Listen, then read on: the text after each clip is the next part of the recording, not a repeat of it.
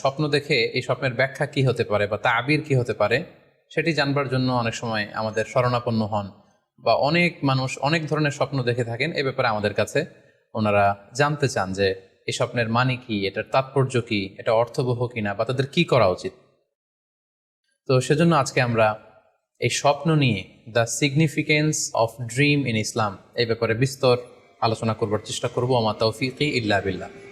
আজকে বেসিকলি স্বপ্নের ব্যাপারে আমরা 10টি পয়েন্টে কথা উপস্থাপন করবার চেষ্টা করব। সেগুলো হচ্ছে, প্রথমে আমরা জানবো স্বপ্নের গুরুত্ব ও তাৎপর্যের ব্যাপারে, তারপর জানবো স্বপ্নের প্রকারভেদ, ভালো স্বপ্ন দেখলে করণীয়, খারাপ স্বপ্ন দেখলে করণীয়, তারপর কোন ধরনের স্বপ্নের ব্যাখ্যা প্রয়োজন এবং কোন স্বপ্নের ব্যাখ্যা প্রয়োজন নেই, সত্য স্বপ্নের আলামত অথবা কিভাবে বুঝবো যে আমার স্বপ্নটা অর্থবহ কিনা, স্বপ্নের ব্যাপারে কিছু ইসলামী দিক নির্দেশনা, স্বপ্নে আল্লাহ রাসূল সাল্লাল্লাহু আলাইহি সাল্লামকে দেখা প্রসঙ্গে, যুগে যুগে স্বপ্ন ব্যাখ্যায় কারা পারদর্শী ছিলেন, এবং সবশেষে কোরআন সুন্নাহর আলোকে বিভিন্ন প্রতীক বা চিহ্নের দিকে খেয়াল রেখে স্বপ্নের ব্যাখ্যা। এই 10টি পয়েন্টে আজকে আমরা স্বপ্ন নিয়ে আলোচনা করার চেষ্টা করবো ইনশাআল্লাহ। আমরা সাধারণত অনেকে মনে করে থাকি যে স্বপ্ন হচ্ছে নিছক একটি স্বপ্ন বা এটা কল্পনাপ্রসূত বিষয়। মুমিনের জীবনে বা বিশ্বাসীর জীবনে স্বপ্ন শুধু নিছক স্বপ্ন নয়, বরং এটা মুমিন জীবনে অনেক অর্থবহ এবং তাৎপর্যপূর্ণ। মুমিন জীবনে এটা একটা ভালো স্বপ্ন হতে পারে আল্লাহ তাআলার পক্ষ থেকে কোনো ধরনের সুসংবাদ কিংবা দিক নির্দেশনা, কিংবা হতে পারে বান্দার প্রতি সতর্কবাণী। একচোখা বস্তুবাদীরা বলে থাকে আমরা যখন ঘুমাই তখন মস্তিষ্ক আমাদের স্মৃতিগুলো নিয়ে নাড়াচাড়া করে, আমাদের স্মৃতিগুলোকে পুনর্বিন্যাস করে, আর সেটাই আমাদের কাছে স্বপ্ন হিসেবে ধরে দেয়। অর্থাৎ তারা বলতে চায় যে স্বপ্ন হচ্ছে ঘুমের ঘোরে আমাদের দৈনন্দিন জীবনে ঘটে যাওয়া আমাদের চিন্তা বা ভাবনার প্রতিচ্ছবি। কিন্তু ইসলামের দৃষ্টিতে স্বপ্ন শুধু আমাদের চিন্তা ভাবনার প্রতিচ্ছবি নয়, এটা হতে পারে আল্লাহ তাআলার পক্ষ থেকে সুসংবাদ, হতে পারে গ্ল্যাড টাইডিংস কিংবা সতর্কবাণী। তাই এই স্বপ্নের ব্যাপারে আমাদেরকে খুব ভালো ধারণা রাখা উচিত। শুরুতে আমরা বলবো যে এর গুরুত্ব এবং তাৎপর্য কতটুকু। স্বপ্ন হচ্ছে নবুয়তের সূচনা। নবুয়তের সূচনা হয়েছিল স্বপ্নের মাধ্যমে। আল্লাহ রাসূল সাল্লাল্লাহু আলাইহি ওয়াসাল্লাম যখন নবী হিসেবে অফিসিয়ালি অ্যাসাইন্ড হন, তার আগে তিনি টানা 6 মাস স্বপ্ন দেখেছেন, যেটা সহিহ বুখারীতে এসেছে, আউয়ালু মা বুদিআ বিহি রাসূলুল্লাহ সাল্লাল্লাহু আলাইহি ওয়াসাল্লাম আর-রুইয়া আস-সাদিকা ফিন-নাওম। রাসূল সাল্লাল্লাহু আলাইহি ওয়াসাল্লামের কাছে ওহী বা রেভেলেশনের সূচনা হয়েছিল স্বপ্নের মাধ্যমে। ফাকানা লা ইয়ারা রুইয়া ইল্লা জাআত মিসলা ফালাকিস সুবহি। আর রাতে স্বপ্নে রাসূল সাল্লাল্লাহু আলাইহি ওয়াসাল্লাম যা দেখতেন, দিনের বেলা সেটা প্রভাতের সূর্য কিরণের ন্যায় রাসূল সাল্লাল্লাহু আলাইহি ওয়াসাল্লামের কাছে সুস্পষ্ট হয়ে যেত। অর্থাৎ যা তিনি রাতে দেখতেন স্বপ্নে, দিনের বেলা সেটাই হুবহু ঘটে যেত।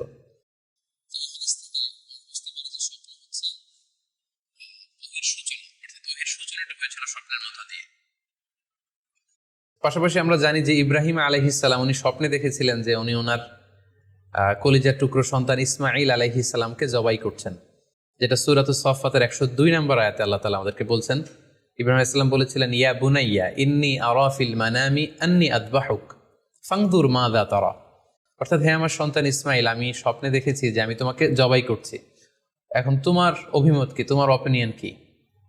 সাইয়েদনা ইসমাঈল আলাইহিস সালাম বলেছিলেন, ইফআল মা তুমার সাতাজিদুনি ইনশাআল্লাহু মিনাস সাবিরিন। মানে বাবা, আপনি স্বপ্নে যা দেখেছেন আপনি সেটাই করেন, আপনি আমাকে ধৈর্যশীলদের অন্তর্ভুক্ত পাবেন। ছেলের এই মন্তব্য শুনে সাইয়েদনা ইব্রাহিম আলাইহিস সালাম একটি ধারালো ছুরি নিয়ে সাইয়েদনা ইসমাঈল আলাইহিস সালামকে শুইয়ে দিয়ে জবাই করতে শুরু করলেন। তো এই ঘটনা থেকে বোঝা যায় নবীদের স্বপ্ন এটা সাধারণ কোনো স্বপ্ন নয়, এটা ওহীর অন্তর্ভুক্ত। নবীদের স্বপ্ন যদি নিছক স্বপ্নই হতো, তাহলে একটা স্বপ্নের উপর ভিত্তি করে সাইয়েদনা ইব্রাহিম আলাইহিস সালাম ওনার সন্তানকে জবাই করার জন্য উদ্যত হতেন না। তার মানে বোঝা গেল নবীদের স্বপ্ন হচ্ছে এটা মিন ওয়াহিল্লাহ, এটা আল্লাহ তাআলার পক্ষ থেকে নবীদের প্রতি ওয়াহি।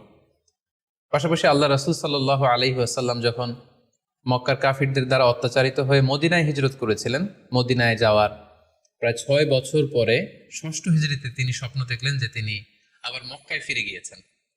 সেখানে তিনি মসজিদুল হারামে প্রবেশ করেছেন এবং বাইতুল্লাহ শরীফ তিনি তাওয়াফ করছেন। তো এই স্বপ্ন দেখার পরে আল্লাহ রাসূল সাল্লাল্লাহু আলাইহি ওয়াসাল্লাম সাহাবাদেরকে নিয়ে উমরা করার জন্য মক্কায় রওনা হলেন।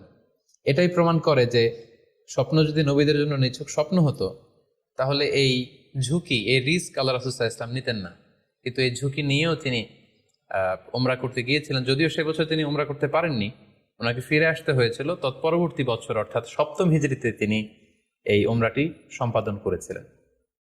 তো এই আয়াত এবং রাসূল সাল্লাল্লাহু আলাইহি ওয়াসাল্লামের এই ঘটনাকে কেন্দ্র করে বোঝা যায় স্বপ্ন শুধু নবীদের জন্য স্বপ্ন নয়, এটা ওহীর অন্তর্ভুক্ত।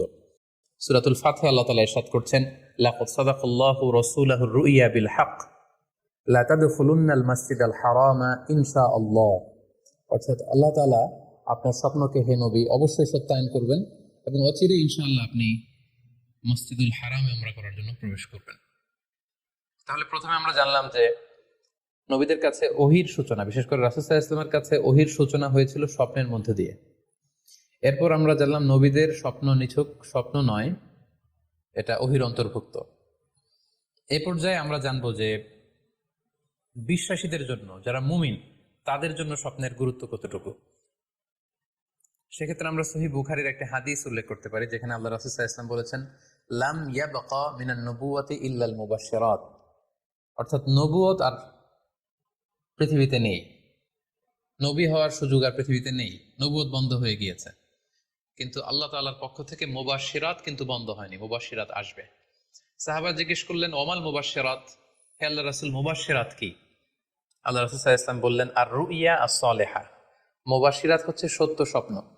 বিশ্বাসীরা যখন রাত্রিবেলা সত্য স্বপ্ন দেখবে, বিশ্বাসীদের জন্য সত্য স্বপ্ন বা সুন্দর স্বপ্ন নিছক স্বপ্ন নয়, এটা আল্লাহ তাআলার পক্ষ থেকে গ্ল্যাড টাইডিংস, সুসংবাদ হতে পারে অথবা সতর্ক করা হতে পারে।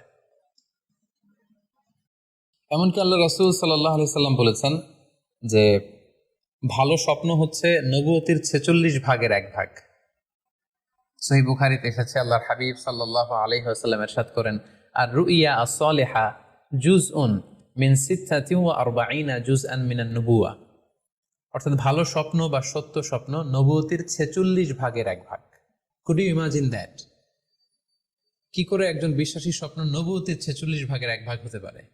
তার মানে মুমিনের স্বপ্ন, একজন বিশ্বাসীর স্বপ্নকে আল্লাহ তাআলা অনেক বেশি গুরুত্ব দিয়েছেন। এটা শুধু স্বপ্ন নয়, এটা হতে পারে আল্লাহ তাআলার পক্ষ থেকে একটা গাইডেন্স, হতে পারে কোনো গ্ল্যাড টাইডিংস, সুসংবাদ, হতে পারে কোনো সতর্কতা বাণী। এজন্য এই স্বপ্নকে, বিশ্বাসীদের স্বপ্নকে আল্লাহ রাসূল সাল্লাল্লাহু আলাইহি ওয়াসাল্লাম নবুয়তির 46 ভাগের 1 ভাগ বলে উল্লেখ করেছেন। কেন তিনি বিশ্বাসীদের স্বপ্নকে নবুয়তির 46 ভাগের 1 ভাগ বলে উল্লেখ করলেন? এর কারণ হচ্ছে, আমরা জানি যে আল্লাহ রাসূল সাল্লাল্লাহু আলাইহি সাল্লাম তিনি নবী হয়েছিলেন কত বছর বয়সে? জি, 40 বছর বয়সে। এবং তিনি পৃথিবী থেকে ইন্তেকাল করেছিলেন 63 বছর বয়সে। অর্থাৎ ওনার নবুয়তির পুরো ডিউরেশনটা ছিল 23 বছর। তাহলে নবুয়তির সময়সীমা ডিউরেশন ছিল 23 বছর।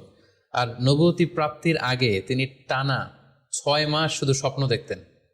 তাহলে এই 6 মাসকে যদি আমরা 23 বছর দিয়ে 23 বছরের উপর ভাগ করি, তাহলে এটা 46 ভাগের 1 ভাগ হয়।